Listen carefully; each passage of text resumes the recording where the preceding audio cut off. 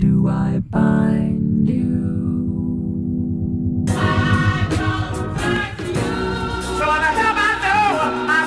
Yo, what is the deal, good people? It's your boy Tawan, back again from lifestylesdefined.com. Today we are talking about this sneaker that how I once thought that would have been much more received than the release.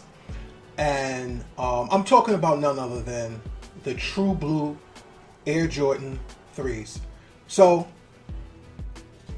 I'm gonna try to do something just a little bit different than the typical review, sneaker review, close-up shots, yada yada yada. Today we talking about I want to do 3 comparisons. So I have before me the 3 pair of Air Jordan True Blue 3s, but I have on my left, I have me and my peoples. We shout out to Nike Soho. Shout out Nike and Nike Soho. The store is definitely amazing. It's about 3 or 4 levels, about 4 levels. And on the very top, you have the Air Jordan apparel, Air Jordan footwear. You have the mini basketball court where you can shoot around, what have you, with some of the workers that are there. So in the middle, I have the Finish Line edition, which they actually released. It was like the quick release of the Finish Line True Blue Air Jordan 3s. It must have happened, I want to say, about 2 days before Thanksgiving. And then you have the Foot Locker edition. So the Foot Locker edition have been actually un-DS'd. So I just a brief story. I was able to win about 4 pair of the Air Jordan 3s. Obviously, the sneaker was very mass produced. It was a lot on deck. It was a lot in stores, and it made the sneaker very easy to obtain. However, that played a part in a lot of what I'm going to talk to you guys about the Air Jordan True Blue. One in particular situation that transpired with the Air Jordan True Blues, because there were so many versions, not versions, but so many mass-produced Air Jordan. Whenever you mass-produce something, the issue that you come across is quality control. And that's like the focal point of what I want to talk about here today. I'm going to go into it. My mind is like rambling, but I just want to get my points out and let you guys know exactly what I mean about quality control. So, shout out Ramon. This might get a little bit lengthy. He's probably going to be like, what the fuck? This is too long, but I have to get this out. So I'm going to start off with the Nike Soho Air Jordan, which, by the way, actually happens to have less defects or less situations where I could honestly say, hey, they did a piss poor job with this sneaker. Oddly enough, the Nike Soho version was basically fine. So here you got it. Here it is. Air Jordan 3 True Blues. This is the OG pair. So what I want to do first is start with the silhouette. Typical 3. On the bottom, you have your white, gray, and red. Nike in the center heel portion. You have your traction control right up in here. Your circular traction control with your circle in the middle. You have your star traction in the front, very much borrowed from things like the Air Force One, so on and so forth. Nothing much more about the sole. You have a white midsole Phylon. Be careful with this. If shout out DJ Dells, he did say and make mention that when you don't wear your sneakers, not applying that even if you wear them around the house, not applying that pressure to a sneaker allows this is all paint right along here, right along the air sole unit, the visible air sole unit, all the way stretching to the front to the back. This piece here does crack. It will crack if you do not wear your sneaker. That's something that he would, I think maybe you guys may not have understood where he was coming from, but this is definitely an issue. It actually happened with my Bred 4s, and it is what it is. I'm not really concerned with it, but don't forget to just put your sneakers on, wear them along or around the house. I personally feel like if it's worn in-house, they are still DS.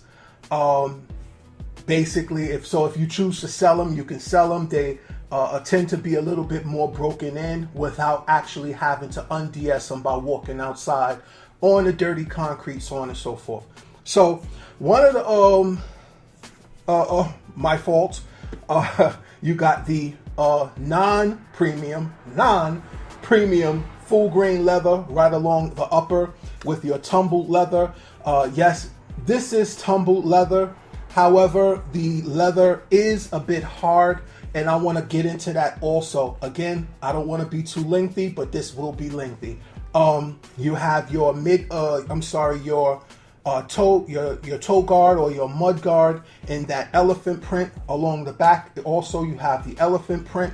You have your midsole with the True Blue, your Nike Air, welcome back Nike Air on the back with the True Blue. You have your red eyelets with your blue eyelets, white laces, white tongue, red Jumpman, and red in the back. Now, just to be brief, as far as the upper or that tumble leather that people are having a problem with, listen, people, start doing your homework. Start doing your homework. When these first dropped back in 1988, all right, the leather was piss poor.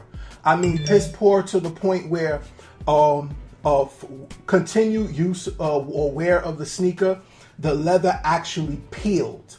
It was softer, but it did peel.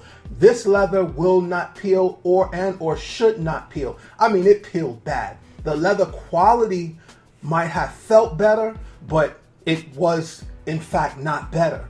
But I mean, I really can't say how well this leather is, or faux leather, or fake leather, or pleather, but it is good. It's not bad. It's not good. It's right. It falls right in the middle. So, now what I want to get into again is quality control. Okay, so right along here, I'm not sure if you can see it. You have a little dimple in here. So that comes from in production.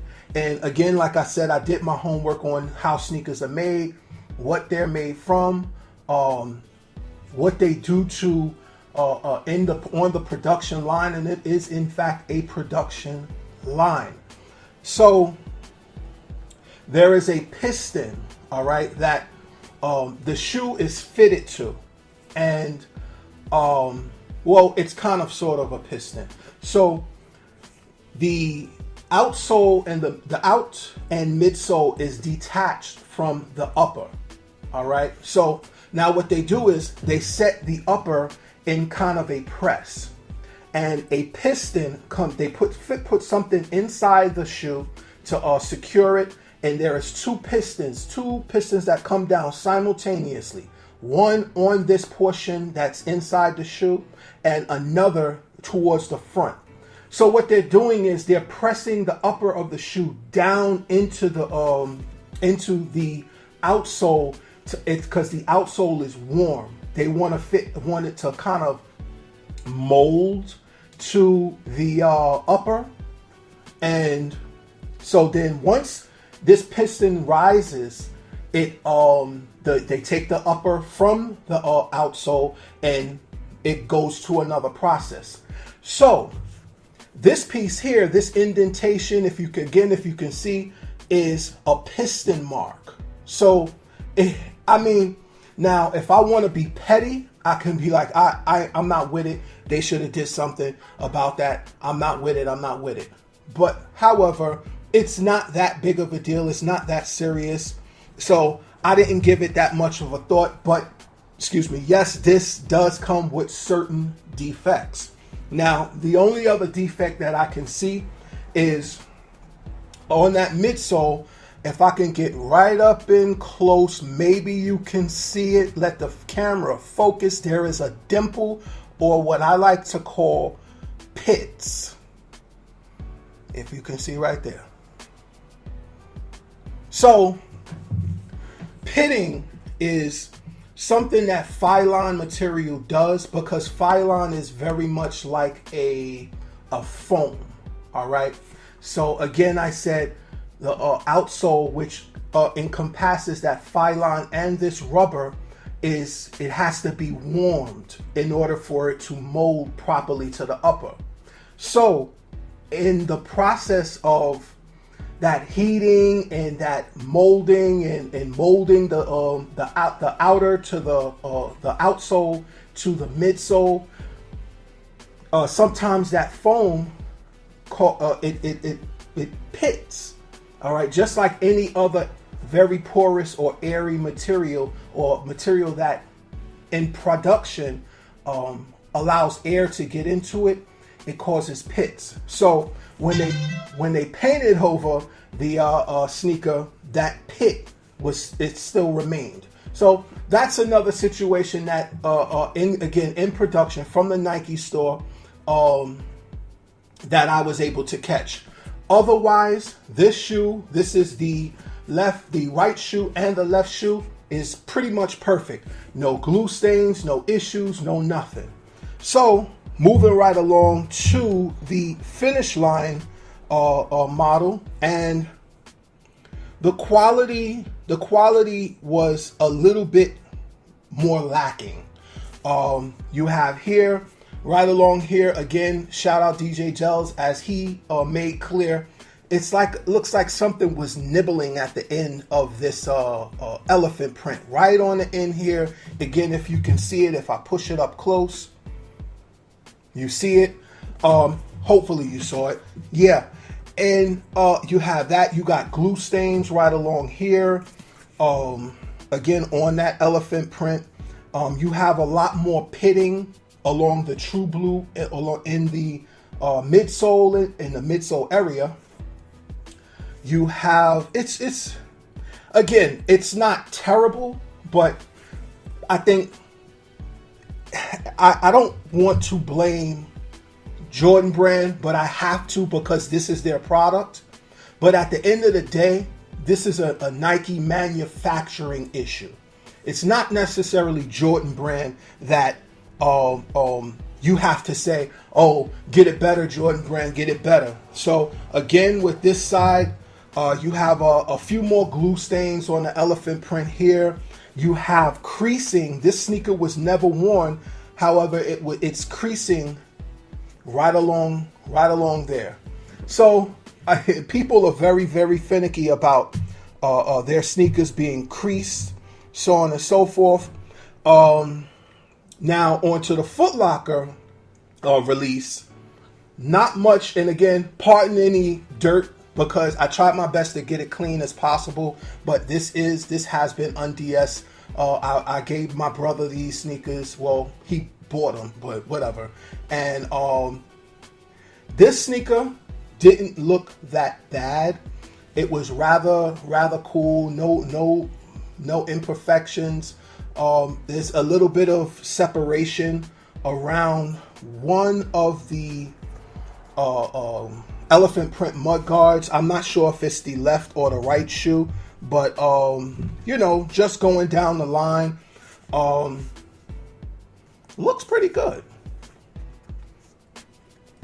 Here, so right along there, that elephant print, if you can see it, it looks a bit separated. They don't use glue to mount the elephant print to the shoe. They actually stitch it, and the stitching is fine, but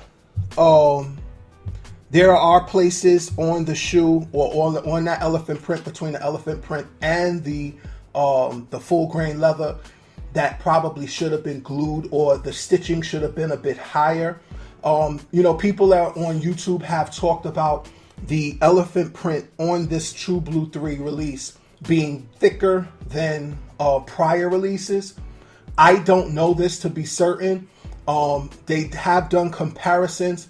The Jordan 3 wasn't really a shoe that I've been big on, or I was really, really big on years ago. But I can't say that the release was fine. I'm comfortable with that. What are we gonna do? So in closing, I'm gonna just talk, and I'm gonna try to be brief. In closing, I think that we need to stop feeling a certain type of way about the price point. Now, I'm gonna talk about that price point first. It's $220. When this sneaker came out, it was about $90, $90 to $100. Correct me if I'm wrong in the comment section below. It was about $100, give or take. That was a lot then to pay for a pair of sneakers. I mean, and you're talking 1988. So, get over it. It's called inflation. We spend money. You would spend X amount of money. Hell, I mean, listen, it's the price to take the train, mass transit in New York City is going up to $3 or $3.50 a ride, something like that, some exorbitant amount. It's inflation. We have to pay it. If you have issues with the price tag, don't buy the shoe. It's that simple. I mean, quality control versus now really hasn't changed much at all. All right, you're gonna get sneakers that are flawed, subtly flawed, and other sneakers won't be flawed. So just be mindful that if you want a sneaker, if it's not up to your standards, don't buy the sneaker. If it is, and you're not really concerned about the $220 price point, buy the sneaker. It's that simple. Yes, Jordan Brand can do a better job with the sneakers that they're releasing. They should be better, and I get it. I get the arguments, and I get why people feel a certain type of way. Now, if you want to say that the quality is not good enough for $220, you have a point. But as far as anything else is concerned, I mean, it's optional. Don't buy the shoe if you're not really with it. If you have an issue with the price, I think I've covered just about everything with this release, this True Blue 3 release. Let me know in the comment section below if you were able to cop this sneaker. I really can't see why you were not able to. Give me a thumbs up if you're digging this video.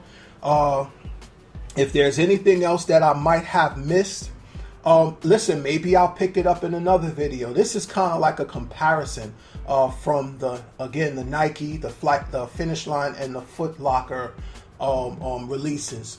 And let me know what else you may have found in the Nike True Blue or the Air Jordan Nike True Blue Air Jordan release for this Black Friday, or the last Black Friday release, whenever it was. I really don't care. Time is not on my side at this point in time. But don't forget to shout me out. Instagram, KIIXGOD. That is the Kicks God, or Kicks God. I am out of here. Peace. From the deep forest into the sun.